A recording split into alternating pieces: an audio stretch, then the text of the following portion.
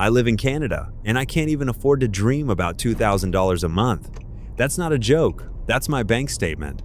People back home think Canada means maple syrup and money falling from the sky, but nobody ever shows you what it looks like when you're on the other side of that postcard. Hi, I'm Daniel, 25, living in Mississauga. I'm heading out to pick up chicken from Mary Brown's. And I need you to understand something. This is not a casual errand.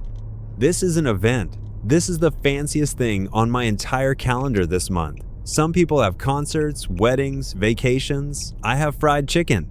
And I am genuinely excited about it, which tells you everything you need to know about where my life is at right now. Here's the beautiful part. It's cheap. Yes, very cheap. I had a discount code because of course I had a discount code. I don't leave the house without one, and that brought the whole combo down to $15. $15 for chicken and sweet potato. In this economy, that's basically theft, and I'm the one committing it, legally. I walked in, placed my order, and waited about 10 minutes. 10 minutes. That's it. Credit where credit is due. This place is fast. They handed me that warm bag, and for a brief, shining moment, I felt like a man who had his life together. A man of means. A man holding $15 worth of pure happiness. And listen, when you can only afford to eat out once a month, you learn to treasure these moments. You don't rush them. You hold that bag of chicken like it's something precious, because for me, it kind of is. Every dollar in my life has a job, and today, 15 of them got assigned to Joy. So now the chicken is secured. It's warm. It's smelling incredible through the bag. And I'm heading back with the real highlight of my entire month in my hands.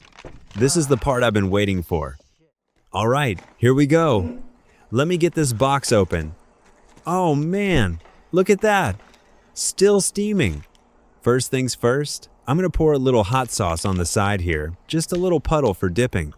Which, yes, is probably not the smartest move considering I had duodenal surgery literally last week. But hey, my doctor said to enjoy life in moderation, and this is me moderating.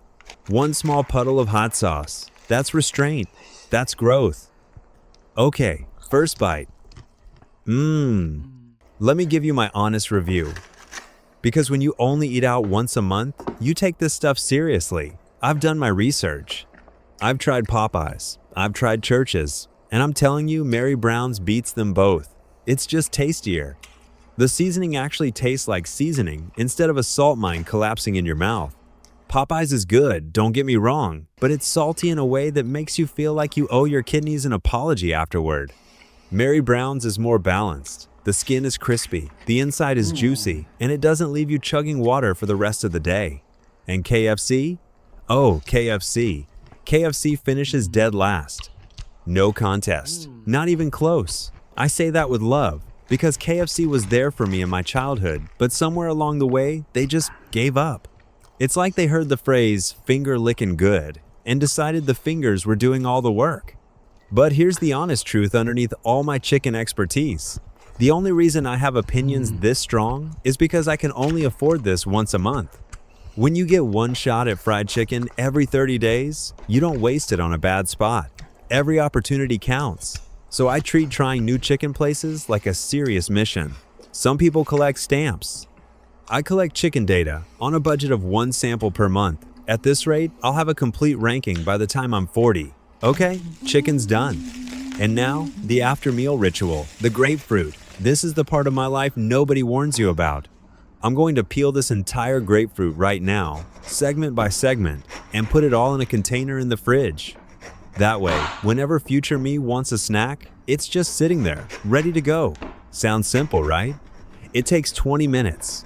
20 full minutes of my life, peeling every single segment, pulling off every bit of that white skin, one piece at a time. It's tedious. It's slow, but you know what? It's also kind of peaceful. When money is tight, you learn that taking care of yourself isn't always some big fancy thing. Sometimes it's just 20 quiet minutes and a grapefruit, so that the version of you who comes home tired tomorrow has something waiting for him. Little things like that, that's how I look after myself out here. All right, belly's full, grapefruit stocked, future me is taken care of. Now comes the least glamorous errand of the entire month. It's time to take my salary to the bank. So here I am, standing at the bank. And if you could see my face right now, you'd understand everything without me saying a single word. My face is expressing exactly one thing, and one thing only: no money. Haha, that's it. That's the whole expression.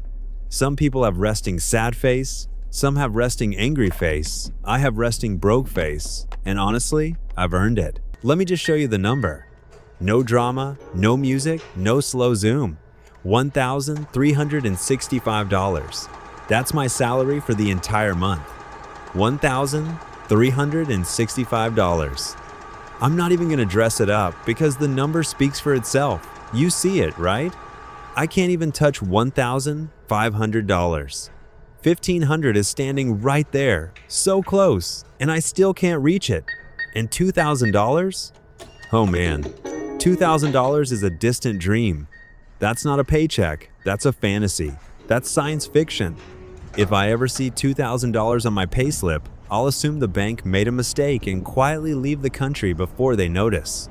But hey, the money's deposited, it's officially mine for about 30 seconds before rent and bills come for it. So while it's still warm, let's go spend a little of it wisely. Come with me to the Chinese grocery store. And I have to tell you something, I am basically a major investor in every single Chinese supermarket in Mississauga. Seriously. If these stores ever go public, I deserve shares because I cook at home almost every day. And every dollar I don't spend on restaurants goes straight into their cash registers instead. Today, my portfolio takes us to Nations. Now Nations is where they have my favorite Chinese dishes, the hot food section.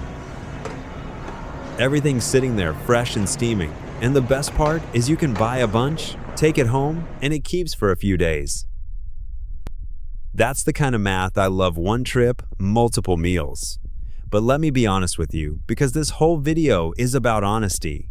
Some of those dishes I really don't like. A few of them taste, and I'm being polite here, pretty gross. I've been burned before. And look, I literally just got paid today. Today. I am not about to watch my salary evaporate on food I'm going to regret. This money and I have been together for a few hours. I'm protective of it. We're still in the honeymoon phase.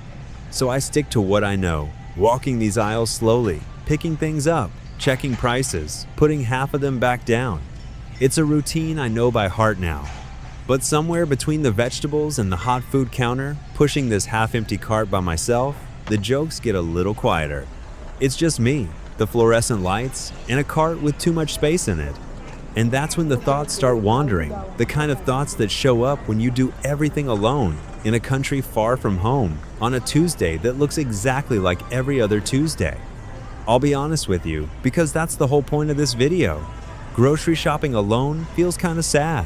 Not dramatic sad, not movie sad, just this quiet, low-humming kind of sad that follows you down the aisles.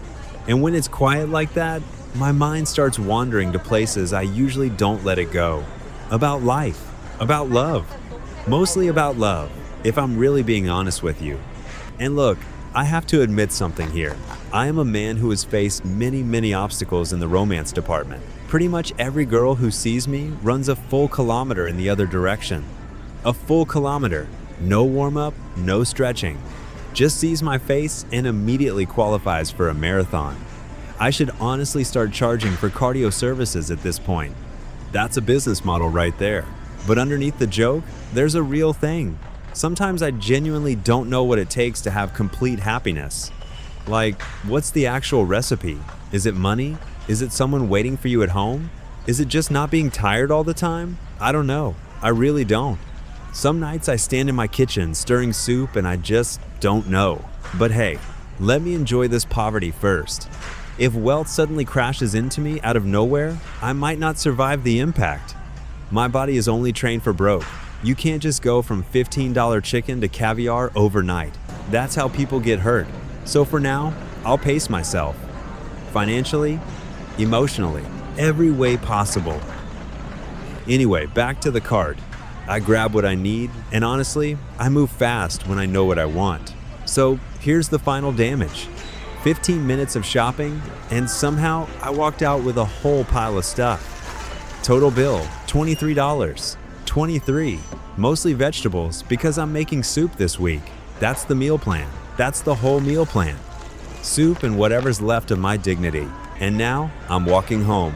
Just me, 2 bags of groceries. Nobody's waiting for me at home. Nobody's texting to ask what I bought. It's just me and $23 of vegetables. And you know what? I'm laughing a little. At the poverty. At the girls running kilometers. At the fact that this exact unglamorous, slightly lonely Tuesday is my actual life in Canada. And weirdly, I'm okay with it. It's small, but it's honest. It's mine. The chicken was good, the grapefruit's in the fridge, the bank account technically has numbers in it, and there's soup in my future. That's not nothing. That might even be something. So yeah, that's a day in my life. Broke, 25, alone in Mississauga, but still here, still eating, still laughing. And for today, my friend, that's enough.